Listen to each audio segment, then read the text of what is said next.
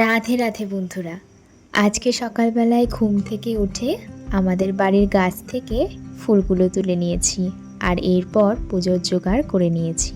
আর এই দেখো আমাদের রাধা মাধব সুন্দর করে পোশাক পরিয়ে দিয়েছি। আর এই দেখো আমার ছোট্ট গোপুসোনা, আজকে না সবাইকে একসাথে ম্যাচিং করে পোশাক পরিয়েছি। আর এরপর আমি একটু চন্দন বেটে নিয়েছিলাম, আর সমস্ত ফুলগুলোতে চন্দন ছিটিয়ে নিয়ে সবার প্রথমে গনুকে পুজো করে নিলাম, এরপর ভোলানাথকে পুজো করে নিলাম, আর তারপর আস্তে আস্তে ভোলে বাবাকে সুন্দর করে সাজিয়েও দিলাম। এতগুলো ফুল সাজাতে অনেক সময় লাগে, কিন্তু খুব ভালো লাগে। আর এরপর পুরো আসনটাও সুন্দর করে সাজিয়ে দিলাম। সামনে যেহেতু চৈত্র মাস, আস্তে আস্তে ঠাকুর ঘরটা আজকে পুরো পরিষ্কার করে ফেলেছি।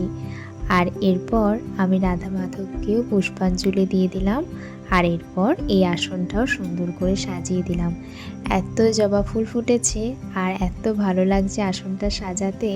আমাদের গাছে যা ফুল ফোটে তা দিয়ে আমাদের পুরো আসন ভরে যায়, আর সাজানোর কোথাও জায়গা থাকে না।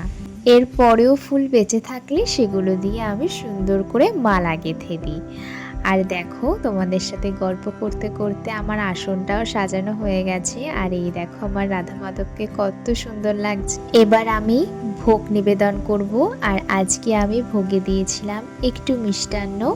আমি প্রথমেই জলের গ্লাস আর প্লেটটা সাজিয়ে নিয়েছিলাম, এরপর মিষ্টিগুলো দিয়ে তারপর তুলসী পাতা দিয়ে দিলাম।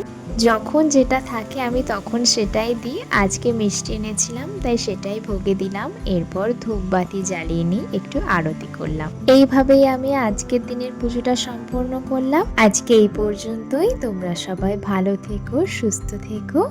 রাধে রাধে।